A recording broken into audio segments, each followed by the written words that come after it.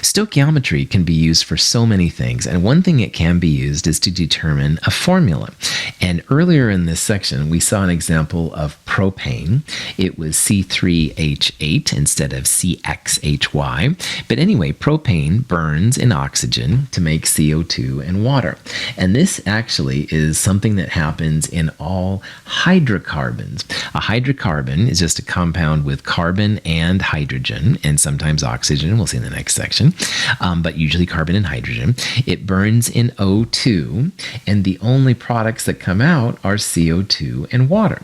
So if you have an unknown hydrocarbon with carbon and hydrogen, the moles of carbon in CO2 can be related back to the moles of carbon in the hydrocarbon, the CX, and the moles of water can be related back via moles of hydrogen, that is, can be related back to the moles of hydrogen in the hydrocarbon, the HY.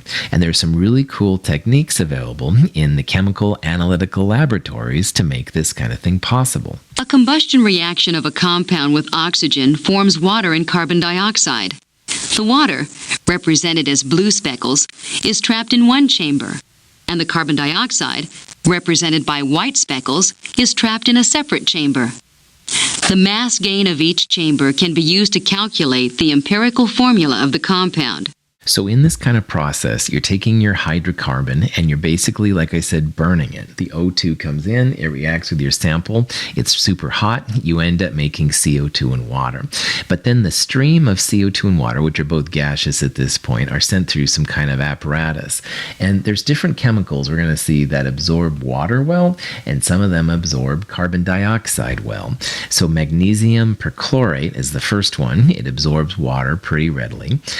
Carbon dioxide can be absorbed by sodium hydroxide as well. There's different chemicals and stuff that we use. I used to use a different CO2 absorber, but that's all right.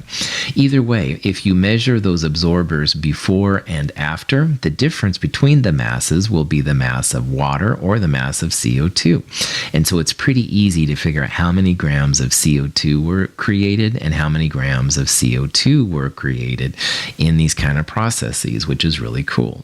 Let's say that we have just this random hydrocarbon, and a lot of them are kind of oily liquids. That's why it says puddle. But anyway, it's kind of a silly joke. We're going to take that puddle, we're going to burn it in O2. And in this particular example, you end up with 0.379 grams of CO2 and 0.1035 grams of water. Now, you can relate the CO2 back to the carbon in the hydrocarbon. One CO2 comes from one carbon, because there's one carbon in both of them. For water, it's a 2-to-1 ratio. There are 2 hydrogens in water, so one water came from 2 hydrogens in the hydrocarbon. And using this kind of process, we're basically going to go grams to moles to moles. We're going to stop at moles, though. We're going to stop with moles of carbon and moles of hydrogen in order to find that formula. And it's pretty cool. Of course, I'm biased. I'm a chemist, but I think it's pretty cool. All of the carbon in carbon dioxide and all of the hydrogen in water in these problems comes from the hydrocarbon, CXHY. So let's find the amount of carbon in the CO2. If you take that grams of CO2, 0.379, and divide by the molar mass, which is about 44 grams per mole, you're going to get 8.61 times 10 to the minus 3 moles carbon dioxide. And I encourage you to try that on your own just to make sure you're good to go. But anyway, one CO2 has one carbon, so 1 to 1. That means there are 8.61 times 10 to the minus 3 moles of carbon that were burned in that sample. 1C comes from 1 CO2.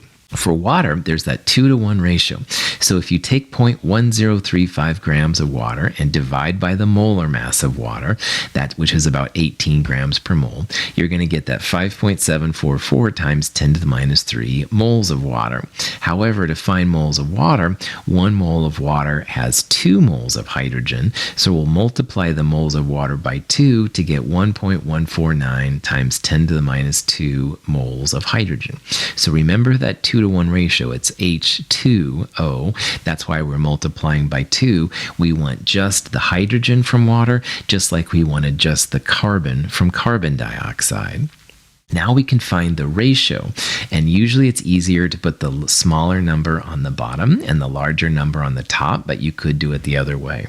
So because the hydrogen was larger, let's put that on the top, we'll put the carbon on the bottom. Now, if you do this ratio, take 1.149 times 10 to the minus 2 and divide by 8.61 times 10 to the minus 3, it comes out to be about 1.33, and that means 1.33 moles of hydrogen per every 1 mole of carbon. Now, you can't keep these things as fractions or decimals like that. However, 0.33 is the same as 1/3. So 1.33 is like 1 and 1/3. And if you remember from fractions, 1 and 1/3 is the same as 4 over 3, 4/3. So 1.33 over 1, you could also say was 4/3 over 1, or just 4 over 3.